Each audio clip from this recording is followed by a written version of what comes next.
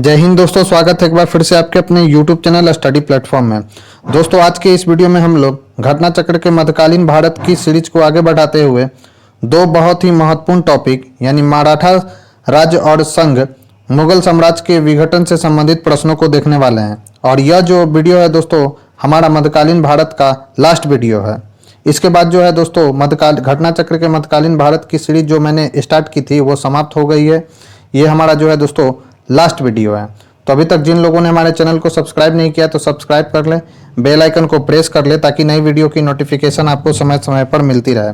साथ ही साथ अगर ये वीडियो पसंद आए दोस्तों तो प्लीज़ इसे ज़्यादा से ज़्यादा लाइक करें और अपने दोस्तों के साथ शेयर करें। इससे पहले भी मैंने दोस्तों मध्यकालीन भारत से रिलेटेड जितने भी घटना चक्र में सवाल दिए गए थे उनको मैंने कवर किया। तो जिन लोगों ने उन सारे वीडियो को नहीं देखा है तो कृपया करके दोस्तों प्लेलिस्ट में जाकर उसे देख लें। तो चलिए आज के फर्स्ट क्वेश्चन के साथ इस डिस्कशन को स्टार्ट करते हैं दोस्तों। फर्स्ट क्वेश्चन है दोस्तों, मराठों के उत्कर्ष का निम्न में से कौन सा कारण सही है। तो दोस्तों आपको ध्यान में रखना है कि मराठों के उत्कर्ष में सभी जो कारण यहाँ पर दिए गए हैं यानी धार्मिक चेतना, भौगोलिक सुरक्षा, राजनीतिक जागृति और उच्च नेतृत्व शक्ति जो है दोस्तों, ये सभी के सभी जो है दोस्तों मराठों के उत्कर्ष के प्रमुख कारण माने जाते हैं। तो इस क्वेश्चन का जो राइट आंसर हो जाएगा दोस्तों वो क्या हो जाएगा, तो प्रयुक्त सभी। अब इंपॉर्टेंट फैक्ट्स देखते हैं दोस्तों इस क्वेश्चन से रिलेटेड। तो दोस्तों ध्यान में रखना है आपको कि मराठों के उत्कर्ष के लिए प्रयुक्त सभी कारण सही है। मराठा शक्ति का उत्कर्ष किसी एक व्यक्ति या विशेष समूह का कार्य न था और न किसी विशेष समय में उत्पन्न हुई अस्थायी परिस्थितियों का ही परिणाम था। मराठा शक्ति के उदय का आधार महाराष्ट्र के संपूर्ण निवासी थे जिन्होंने जाति, भाषा, धर्म, साहित्य और निवास स्थान की एकता के आधार पर राष्ट्रीयता की भावना को जन्म दिया और उस राष्ट्रीयता को संगठित करने के लिए एक स्वतंत्र राज्य की स्थापना की इच्छा व्यक्त की। महाराष्ट्र की भौगोलिक परिस्थितियां भी मराठा शक्ति के उत्कर्ष में सहायक थी। शिवाजी और अन्य मराठा नेताओं की उच्च नेतृत्व क्षमता भी इसमें क्या थी दोस्तों, तो भागीदार थी। ये फिगर से रिलेटेड क्वेश्चन है दोस्तों, तो मैं इसे छोड़ रहा हूं।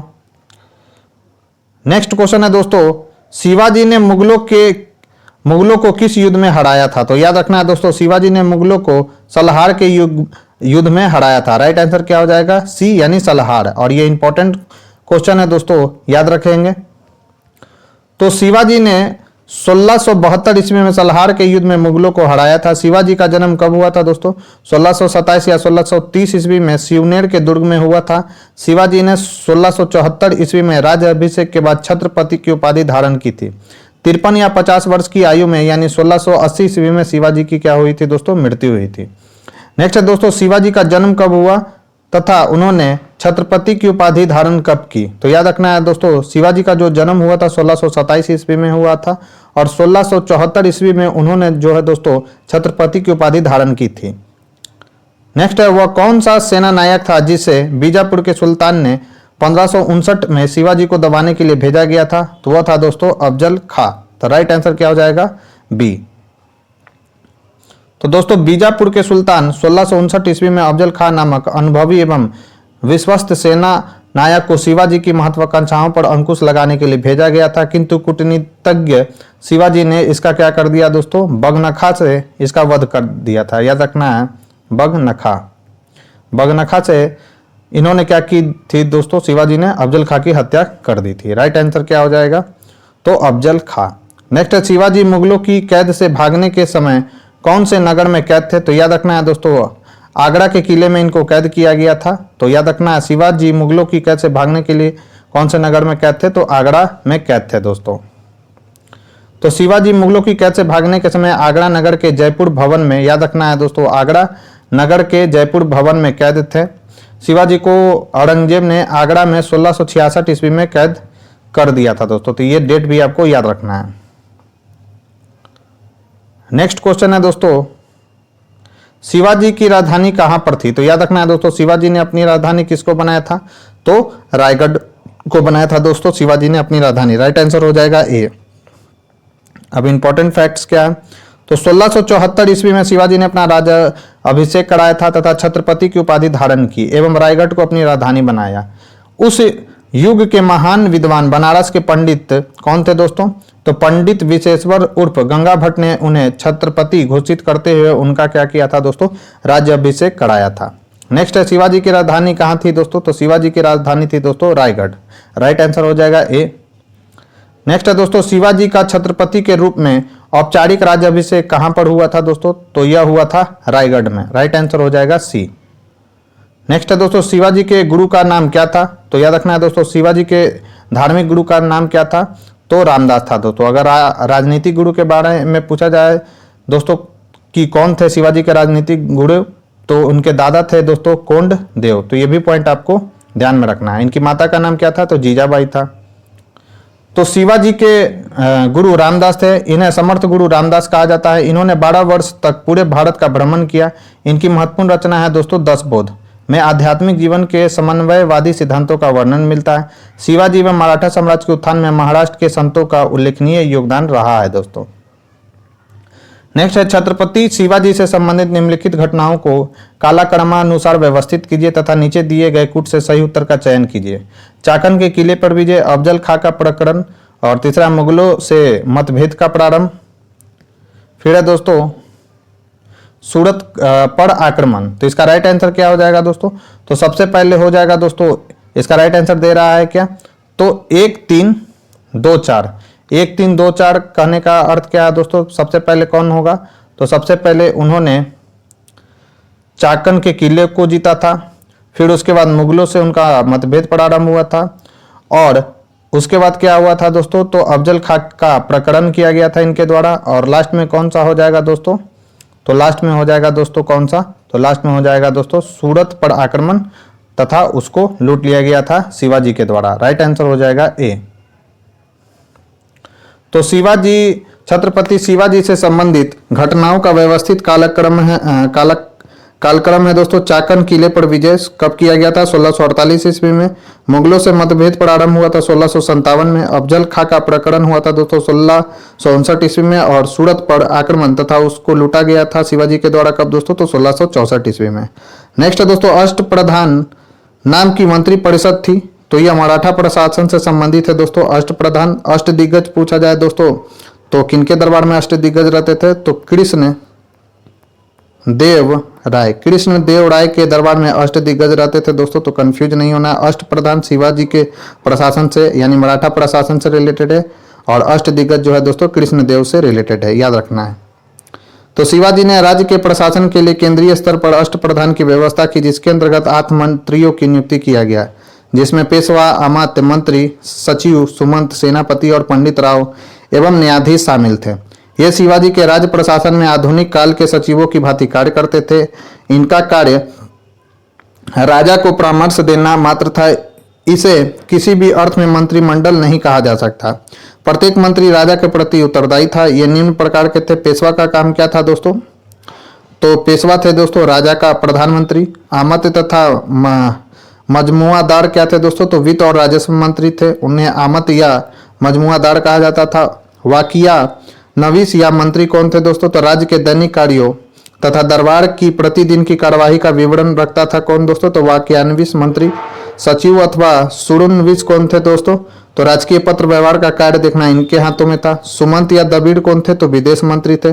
सेनापति या साढ़े नौबत कौन था दोस्तों? तो सेना की भर्ती, संगठन, रसद आदि का प्रबंध करना इसके हाथों में था। पंडित राव जो था दोस्तों विद्वानों और धार्मिक कार्यों के लिए अनुदान का दायित्व निभाता था। और न्यायाधीश क्या करता था दोस्तों? तो न्याय देने से संबंधित था। नेक्स्ट है दोस्तों, अष्टप्रधान का गठन किसने किया था? तो यह किया गया था दोस्तों शिवाजी के द्वारा। राइट आंसर हो जाएगा डी।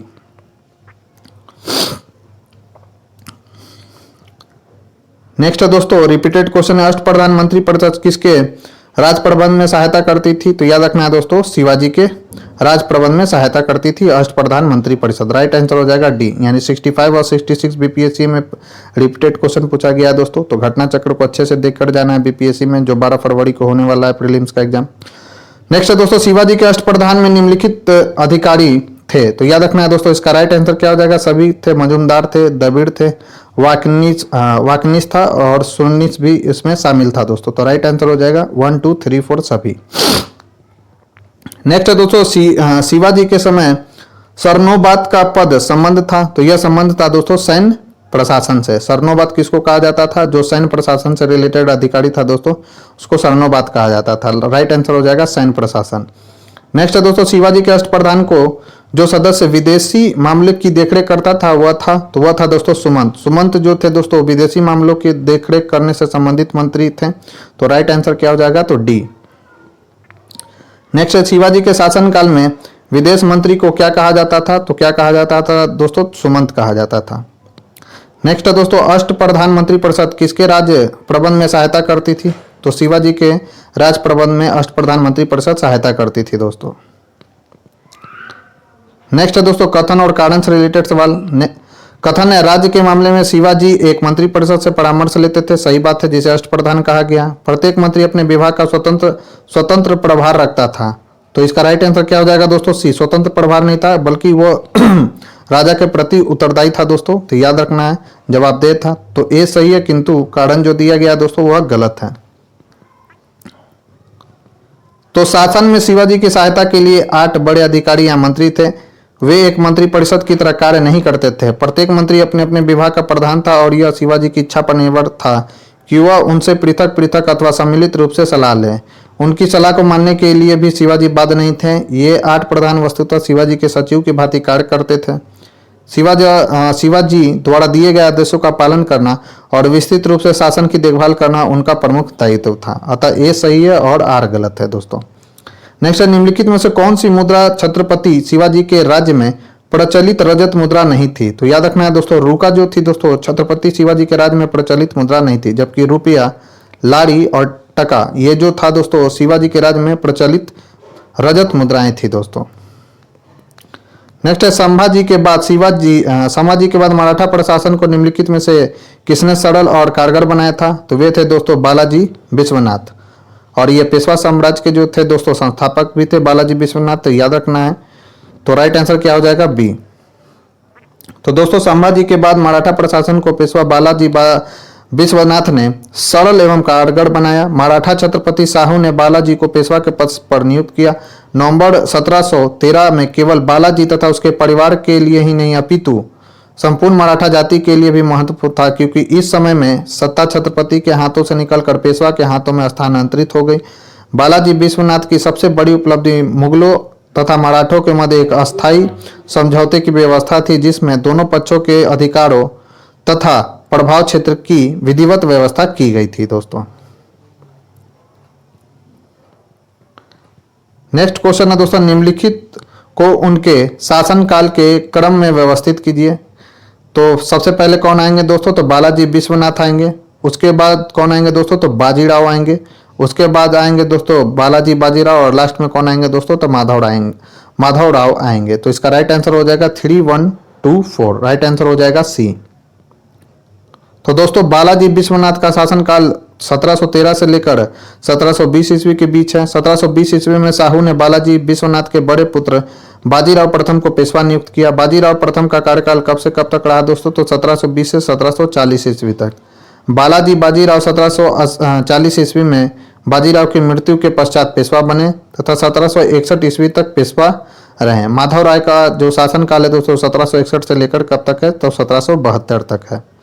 नेक्स्ट, निम्नलिखित को सही कालानुक्रम में रखिए। पहला है कौन सा दोस्तों? छत्रपति साहू जी, राजा राम, संभाजी और शिवाजी द्वितीय। तो सही कालानुक्रम कौन होगा दोस्तों? तो शिवाजी की मृत्यु के बाद संभाजी गद्दी पर आए थे। संभाजी की गद्दी के बाद राजा राम आए थे दोस्तों। राजा राम के गद्दी के बाद कौन आए थे दोस्तों? शिवाजी द्वितीय। और सबसे लास्ट में कौन आए थे दोस्तों? तो छत्रपति साहू जी। राइट आंसर हो जाएगा कौन सा दोस्तों? तो 3, 2, 4, 1। तो संभाजी का कार्यकाल कब है दोस्तों? तो ये छत्रपति शिवाजी के ज्येष्ठ पुत्र थे। 1680 से लेकर 1689 ईस्वी तक है। राजा राम का कार्यकाल कब से कब तक है? तो 1689 से 1700 है। शिवाजी के द्वितीय पुत्र थे राजा राम। शिवाजी जो द्वितीय थे दोस्तों वो कौन थे? तो राजा राम के ये पुत्र थे दोस्तों शिवाजी द्वितीय। 1700 से 1708 तक इनका कार्यकाल है। और छत्रपति साहू जी का कार्यकाल कब से कब तक है दोस्तों? तो ये संभाजी के पुत्र हैं। 1708 से लेकर 1749 ईस्वी तक। नेक्स्ट है कथन और कारण से रिलेटेड सवाल। 1785 ईस्वी में मराठा समाज पेशवा की अध्यक्षता में एक परिसंघ बन गया। कारण है शाहू के उत्तराधिकारी पेशवा की इच्छा पर निर्भर थे। तो राइट आंसर हो जाएगा दोस्तों ए और आर दोनों सही है, और आर जो है दोस्तों ए की सही व्याख्या कर रहा है। राइट आंसर हो जाएगा ए। तो दोस्तों 1740 ईस्वी में बाजीराव की मृत्यु होने पर शाहू ने बालाजी बाजीराव को पेशवा पद पर नियुक्त किया। बालाजी बाजीराव के समय तक पेशवा पद पैतृक बन गया था। इससे पूर्व ही शक्ति छत्रपति के हाथों में केंद्रित न रहकर पेशवा के हाथों में आ चुकी थी। 1750 ईस्वी में हुई संगोला की संधि के तहत, याद रखना है दोस्तों 1750 ईस्वी में संगोला की संधि हुई थी। संवैधानिक क्रांति द्वारा यह प्रक्रिया पूरी हो गई। इसके पश्चात मराठा छत्रपति केवल नाम मात्र के राजा रह गए और महलों के महापौर बन गए। मराठा संगठन का वास्तविक जो नेता था दोस्तों कौन बन गया, तो पेशवा। अतः कथन और कारण दोनों सही है, और कारण जो है दोस्तों कथन की सही व्याख्या कर रहा है। फिर एक कथन और कारण से रिलेटेड सवाल दोस्तों। अभी कथन है कि मुगल साम्राज्य के पतन के बाद मराठा सबसे शक्तिशाली देशज के रूप में उभरे। तो यह बात सही है दोस्तों। और कारण दिया है कि मराठा पहले शासक थे जिसके पास एकीकृत भारतीय राष्ट्र की संकल्पना थी, तो ऐसा नहीं था दोस्तों। तो राइट आंसर हो जाएगा अभी कथन सही है किंतु कारण गलत है।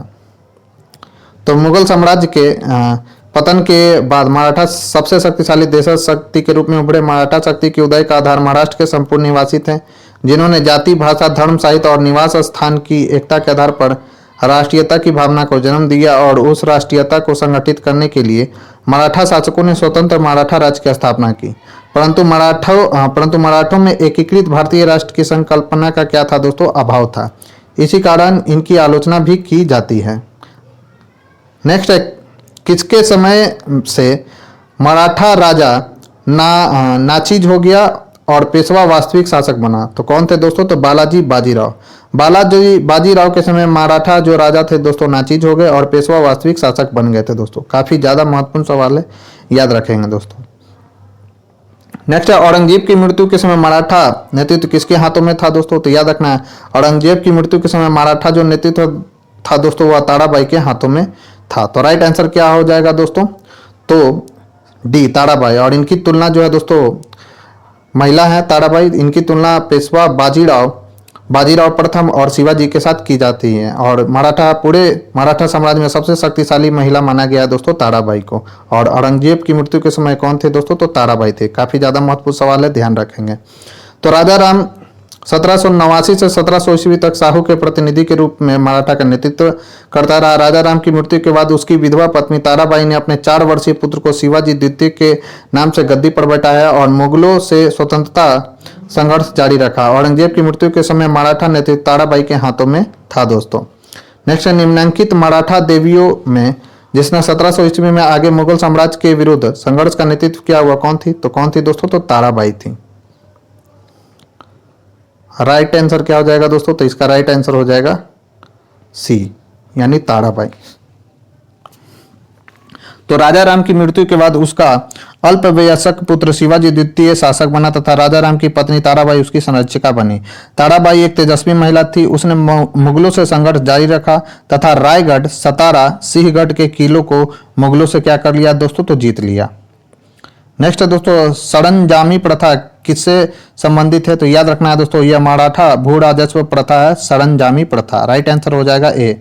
इंपॉर्टेंट सवाल है, बीपीएससी पूछ चुका है दोस्तों, तो रिपीटेड सवाल भी बीपीएससी पूछता है, तो ध्यान देना है। तो मराठा काल में सरंजामी प्रथा भू राजस्व प्रशासन से संबंधित थी। इस काल में मराठा जागीरदारों को सरंजामी भूमि उनके निर्वहन के लिए प्रदान की जाती थी दोस्तों।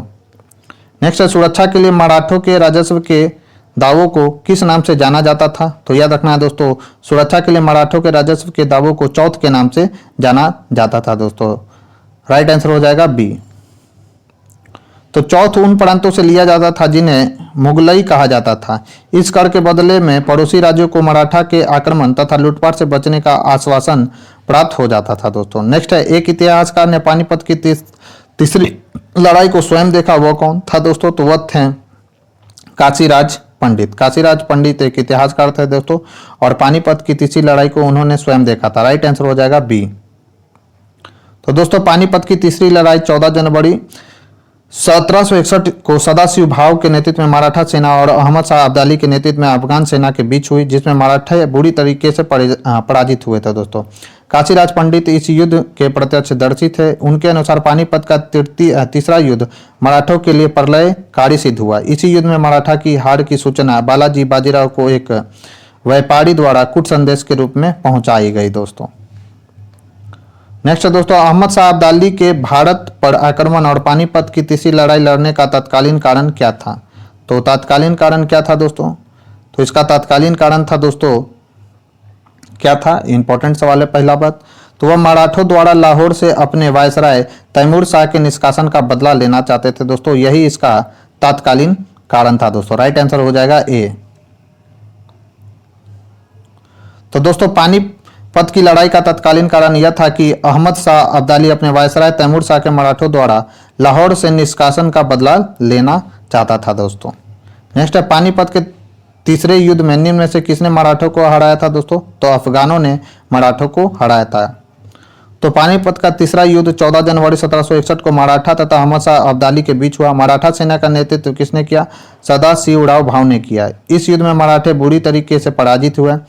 युद्ध के प्रत्यक्षदर्शी काशीराज पंडित के शब्दों में पानीपत का तृतीय युद्ध मराठों के लिए प्रलयकारी सिद्ध हुआ था दोस्तों। नेक्स्ट है, पानीपत का तीसरा युद्ध कब हुआ था? तो 14 जनवरी 1761 ईस्वी को पानीपत का तीसरा युद्ध हुआ था दोस्तों। नेक्स्ट है, पानीपत का तीसरा युद्ध लड़ा गया तो किसके किसके बीच में लड़ा गया था दोस्तों? तो मराठों तथा अहमद शाह अब्दाली के बीच लड़ा गया था पानीपत का तृतीय युद्ध। नेक्स्ट है, पानीपत का तीसरा युद्ध लड़ा गया था तो 1761 ईस्वी में, यानी 14 जनवरी 1761 ईस्वी में पानीपत का तृतीय युद्ध लड़ा गया था दोस्तों। नेक्स्ट है दोस्तों, निम्नलिखित में से कौन रुहेल सरदार अहमद शाह अब्दाली का विश्वास पात्र था? तो वह था दोस्तों नजीब खां। नजीब खां रुहेल का सरदार था दोस्तों और वह अहमद शाह अब्दाली का विश्वास पात्र था। राइट आंसर हो जाएगा नजीब खां यानी बी।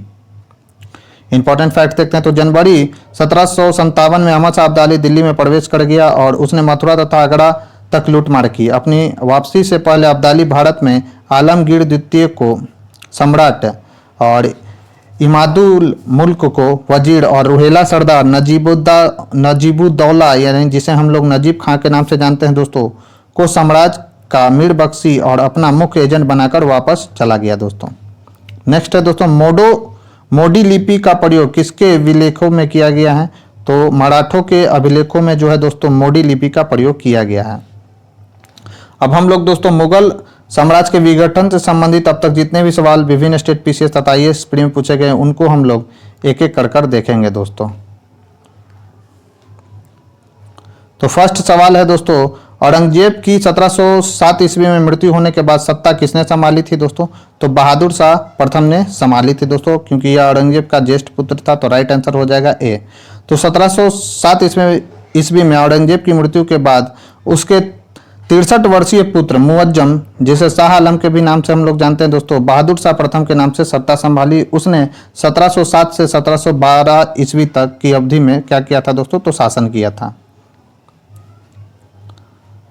नेक्स्ट क्वेश्चन है दोस्तों, मुगल सम्राट जहांदार शाह के शासन का समय से पूर्व अंत कैसे हुआ? तो यह अंत हुआ था दोस्तों एक युद्ध में वे अपने भतीजे द्वारा क्या हुए थे दोस्तों? जहांदार शाह पराजित हुए थे। इन्हें लंपट मूर्ख भी कहा जाता है दोस्तों, तो ये भी पॉइंट आपको ध्यान में रखना है। तो राइट आंसर क्या हो जाएगा? सी। एक युद्ध में वे अपने भतीजे से क्या हुए थे दोस्तों? पराजित हो गए थे।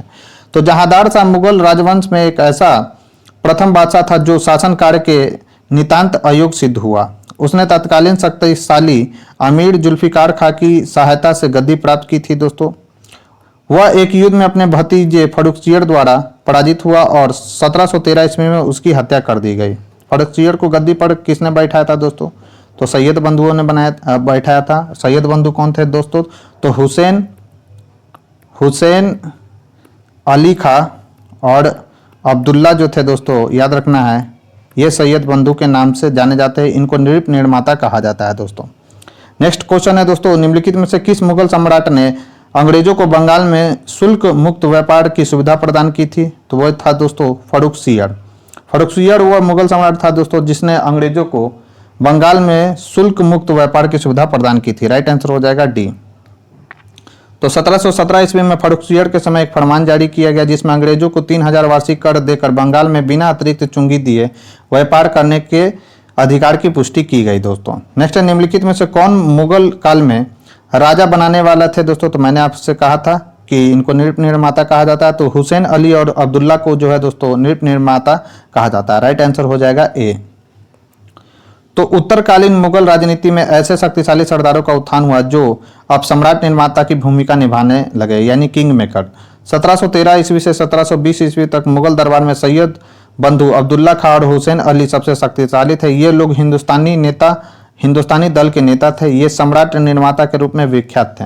इन्होंने 1713 ईस्वी में फर्रुखसियर को सिंहासन पर बैठाया। 1719 ईस्वी में इसे सिंहासन से हटा दिया। इसके बाद 3 कठपुतली सम्राट रफीउद्दौला को शाहजहां द्वितीय के नाम से जाना जाता है। दोस्तों ये भी सवाल याद रखना है आपको कि शाहजहां के द्वितीय के नाम से किसे जाना जाता है मुगल सम्राट के अंतर्गत, तो रफीउद्दौला को।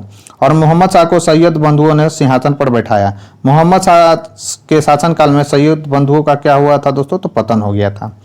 नेक्स्ट, मयूर सिंहासन पर बैठने वाला अंतिम मुगल सम्राट कौन था दोस्तों, तो मोहम्मद शाह था। इसी के समय 1739 ईस्वी में नादिर शाह ने क्या किया था दोस्तों, दिल्ली पर अटैक किया था और मयूर सिंहासन अपने साथ ले गया था।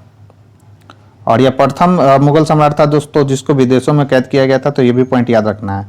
तो शाहजहां द्वारा बनवाए गए प्रसिद्ध मयूर सिंहासन पर बैठने वाला अंतिम मुगल कौन था दोस्तों, तो मोहम्मद शाह था। इसके काल में ही नादिर शाह ने 1739 ईस्वी में भारत पर आक्रमण किया और करनाल युद्ध में मुगल सेना को पराजित किया था। समकालीन लेखक आनंद राम मुखलिस के अनुसार नादिर शाह अपने साथ 60,000 रुपये, याद रखना है, कई हजार अशरफियाँ, 1 करोड़ रुपए का सोना, 50 करोड़ के जवाहरात, कोहिनूर तथा तख्ते ताऊ जिसे मयूर सिंहासन कहा जाता है दोस्तों, भी ईरान ले गया। नेक्स्ट, नादिर शाह के आक्रमण के समय मुगल शासक था, कौन था दोस्तों, तो मोहम्मद शाह था। इसको रंगीला बादशाह कहा जाता है दोस्तों, याद रखना है आपको। नेक्स्ट है दोस्तों, किसके शासन में हिजरों तथा महिलाओं के एक वर्ग का प्रभुत्व था, तो वह था दोस्तों मोहम्मद शाह। राइट आंसर हो जाएगा ए। तो मोहम्मद शाह कार्यकाल 1719 से 1748 अपना अधिकतर समय पशु युद्धों को देखने में व्यतीत करता था। उसकी प्रशासन के प्रति उदासीनता तथा मदिरा और सुंदरी के प्रति रुचि के कारण लोग उसे रंगीला कहते थे। उसके शासनकाल में मुगल दरबार में हिजरों तथा महिलाओं के एक वर्ग का प्रभुत्व स्थापित हो गया। नेक्स्ट है दोस्तों, कौन सा बादशाह रंगीला के नाम से जाना जाता था, तो मोहम्मद शाह जो है दोस्तों रंगीला के नाम से जाना जाता था। नेक्स्ट, निम्नलिखित को कालानुक्रम में व्यवस्थित कीजिए और नीचे दिए गए कुट का सही उत्तर चयन कीजिए। मोहम्मद शाह है दोस्तों, जहांदार शाह है, आलमगीर द्वितीय और अहमद शाह। तो सबसे पहले कौन सा आएगा दोस्तों, तो सबसे पहले आएगा जहांदार शाह, उसके बाद आएगा दोस्तों मोहम्मद शाह, उसके बाद आएगा अहमद शाह और लास्ट में कौन सा आएगा दोस्तों, आलमगीर द्वितीय। राइट आंसर हो जाएगा बी।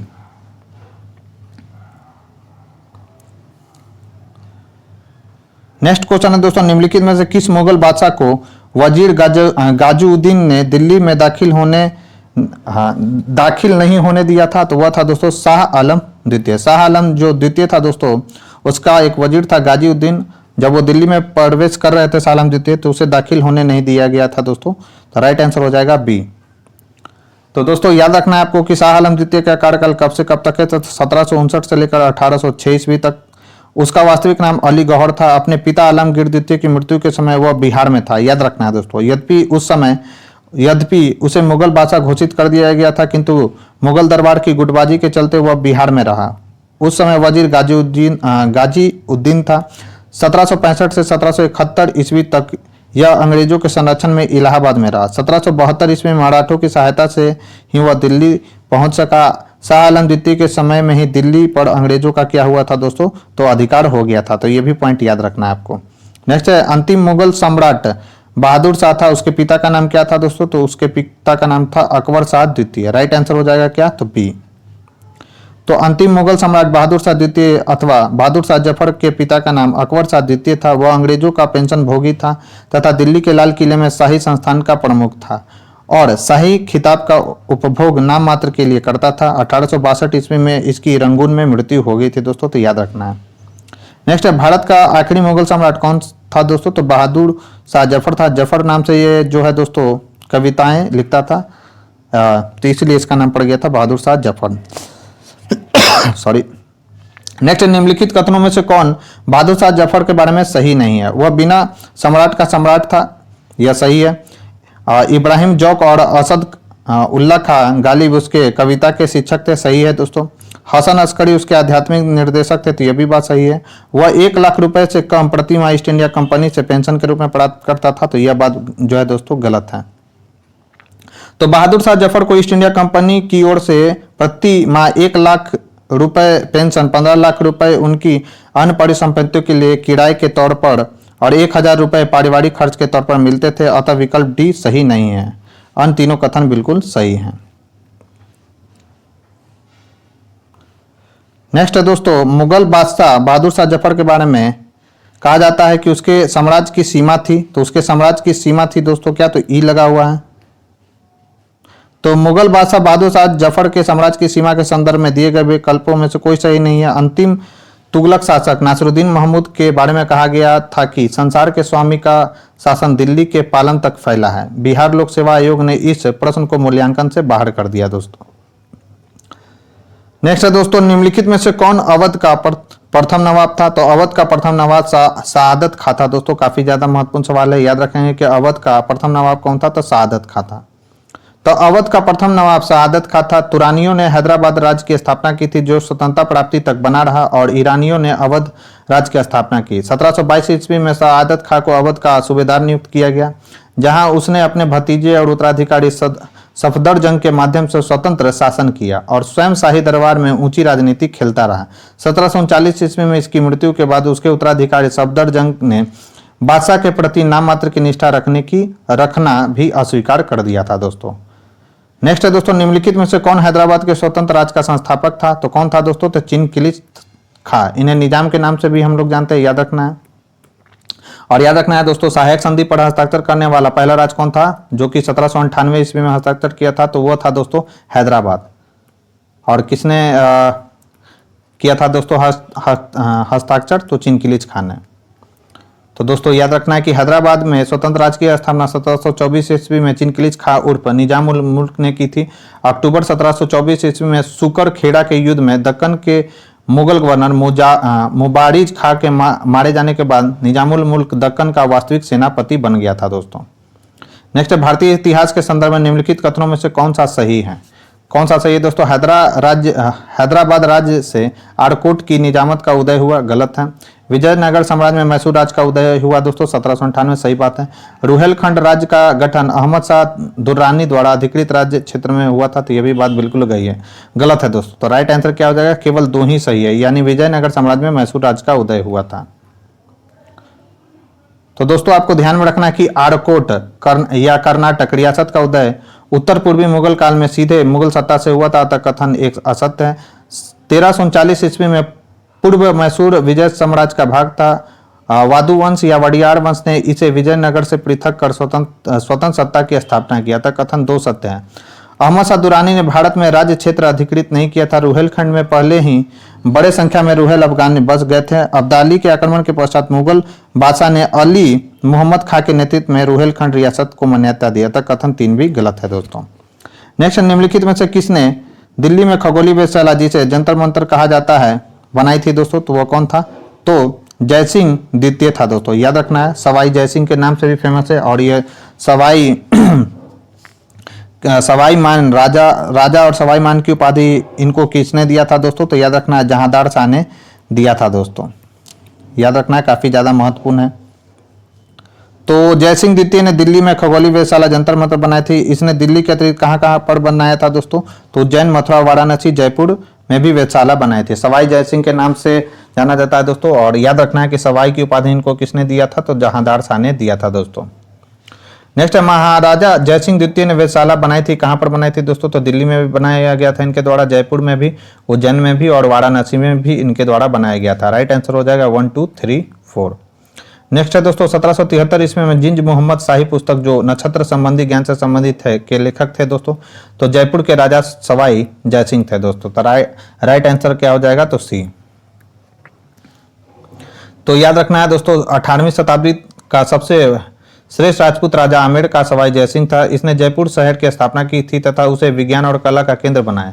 जयसिंह का एक महान खगोल शास्त्री भी था। उसने दिल्ली, जयपुर, उज्जैन, बनारस और मथुरा में आधुनिक उपकरणों से युक्त पर्यवेक्षण शालाएं बनाई। लोगों को खगोल शास्त्र संबंधी पर्यवेक्षण में सहायता के लिए जयसिंह ने जिंज मोहम्मद शाही नामक सारणियों का सेट तैयार किया था। उसने यूक्लिड की कृति रेखा के तत्व का संस्कृत में भी क्या किया था दोस्तों, तो अनुवाद करवाया था। नेक्स्ट है दोस्तों, जयपुर के महाराजा सवाई जयसिंह ने वेधशाला नहीं बनवाई थी। तो इलाहाबाद में इनके द्वारा जो है दोस्तों वेधशाला नहीं बनाया गया था दोस्तों।